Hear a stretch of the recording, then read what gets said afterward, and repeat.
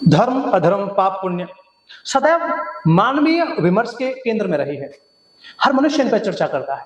हर मनुष्य चाहता है कि पाप कर्म करने के पश्चात जो दुख होता है उससे बचा जा सके। हर मनुष्य सुख की खोज में है। हर मनुष्य आनंद चाहता है, हर मनुष्य पैसा चाहता है, हर मनुष्य स्वास्थ्य चाहता है, हर मनुष्य समाज में सम्मान चाहता है। लेकिन सम्मान मिलता किससे है, स्वास्थ्य मिलता किससे है, इसका उपाय कोई क्यों नहीं करना चाहता है। पाप कर्म हर अवनति, हर समस्या की जड़ है और पुण्य कर्म संसार के समस्त सुखों का हेतु है। अब पाप पुण्य क्या है, पुण्य कर्म क्या है? जिन कर्मों को करने के पश्चात मुंह छिपाना पड़े, जिन कर्मों को करने के पश्चात उसके परिणाम से भय लगने लगे, एकमात्र परिभाषा पाप कर्म की है। जिन कर्मों को करने के पश्चात समाज सम्मान दे, जिन कर्मों को करने के पश्चात अपने अंदर आनंद महसूस हो, जिन कर्मों के करने के पश्चात लगे कि हाँ मेरा जीवन सार्थक है, वो पुण्य कर्म है। ज्यादा झमेले में नहीं पड़ना। देखो, दूसरी तरफ हम देखते हैं परोपकार एकमात्र ऐसा साधन कहा जा सकता है जिसको पुण्य की श्रेणी में उच्चतम स्थान मिलता है। परोपकार करने के पश्चात ही मनुष्य को सुख और आत्मसंतुष्टि महसूस हो सकती है। लेकिन समस्या यह है कि मनुष्य चाहता कुछ और है, करता कुछ और है। अपने जीवन में जब मनुष्य जन्म लेता है तो वो 3 प्रकार से जन्म से मृत्यु तक कर्म करता है। कर्म करने के 3 हेतु हैं, मन, वाणी और शरीर। कोई व्यक्ति शरीर से कर्म कर सकता है, मन से कर्म कर सकता है और वाणी से। आप सोचते होंगे हम तो सोचते थे कि आज तक शरीर से ही कर्म किया जाता है। नहीं, मन से भी कर्म किया जाता है, वाणी से भी कर्म किया। कैसे? शरीर का कर्म है हाथ पैरों से की जाने वाली क्रियाकलाप। वाणी का कर्म है बोलना। आप जो बोल रहे हो वो कर्म के अंतर्गत आता है, अर्थात आप कैसा बोलोगे वैसा ही फल मिलेगा। मन, आपके मन में आया किसी की स्त्री को देखकर कुविचार मन में आए, ये कर्म हो गया। किसी को देखकर अच्छे विचार मन में आए, ये कर्म हो गया। किसी के बारे में आप अच्छा सोच रहे हो, ये अच्छा कर्म हो गया। किसी के बारे में आप अशुभ सोच रहे हो, ये अशुभ कर्म हो गया। इनके परिणाम आपको मिलेंगे ही मिलेंगे, आज नहीं तो कल मिलेंगे, हर कीमत पर मिलेंगे। अब देखिए, हर मनुष्य की शुभ प्रवृत्तियां होती हैं, अशुभ प्रवृत्तियां होती हैं।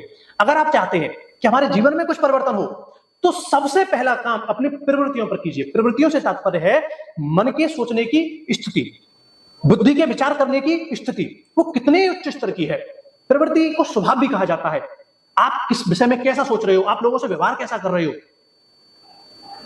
हमारे तुलसीदास बाबा कहते हैं कि परहित सरिस धर्म नहीं भाई, पर पीड़ा सम नहीं अधमाई। दूसरों का हित करने के बराबर संसार में कोई धर्म नहीं है और दूसरों को दुख देने के बराबर इस संसार में कोई पाप कर्म नहीं है। इसलिए अगर आप चाहते हैं कि हमारा जीवन सुखमय हो तो परोपकार को मूल मंत्र बना लो। आप प्रकृति से सीखिए। पेड़ है, नदियां हैं, झरने हैं, सूर्य है, चंद्रमा है, वायु है। आप प्रकृति का एक एक कण मुझे बता दो जिसके अंदर परोपकार नहीं है। प्रकृति का कोई भी कण स्वार्थी नहीं है, जितना स्वार्थी ये मनुष्य है। इसीलिए प्रकृति का कोई भी कण दुखी नहीं होता, कोई भी कण, जितना मनुष्य दुखी होता है। प्रकृति से सीखो, नदियों से सीखो। नदियां बहने का काम करती हैं। नदियों का स्वभाव है हिमालय पर्वतों से निकलना और समुद्र की ओर जाना। वो अपने कर्तव्य का पालन कर रही है। साथ में अनेकों मनुष्यों को भोजन देने के लिए जल देती है, भोजन बनाने के लिए जल देती है। अनेकों पेड़ पत्ते, बागों को, अनेकों पशु पक्षियों को भोजन देती है।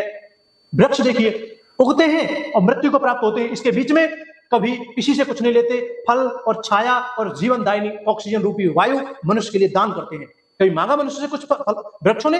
कभी नहीं मांगा। सूर्य सुबह निकलते हैं, शाम को अस्त होते हैं, सुबह निकलते हैं, शाम को अस्त होते हैं और मनुष्य को प्रकाश देते हैं। कभी किसी कुछ मांगा? चंद्रमा, रात्रि में जो चंद्रमा की शीतलता होती है वो मनुष्य को औषधि की तरह काम करती है। हवा बहती है और मनुष्य को जीवनी शक्ति देती है। ऐसे ही मनुष्य को हो जाना है। मनुष्य को हवा, जल, वृक्ष और सूर्य के गुणों को धारण कर ले कि मुझे संसार को देना है, जितना लिया है उसे 1000 गुना देना है। सिर्फ इतनी ही वृत्ति मन में आ जाए, यही परोपकार है, यही जीवन का मूल मंत्र है। कभी किसी के जीवन में कोई कष्ट हो ही नहीं सकता। एक मंथ के लिए आप इसका प्रैक्टिकल कर लीजिए, 1 महीने के लिए मात्र इस पर काम कर लीजिए कि मुझे सिर्फ देना है, जो कुछ है सब देना है। तब आप बताइएगा, तब आप अपने आप से कहिएगा कि 1 महीने पहले का जीवन कैसा था और 1 महीने बाद का जीवन कैसा है। परहित सरिस धर्म नहीं भाई, पर पीड़ा सम नहीं अधमाई। किसी प्रश्न को करने की जरूरत नहीं बचेगी, जीवन में किसी के पास जाने की जरूरत नहीं बचेगी। जय हिंद, राधे राधे।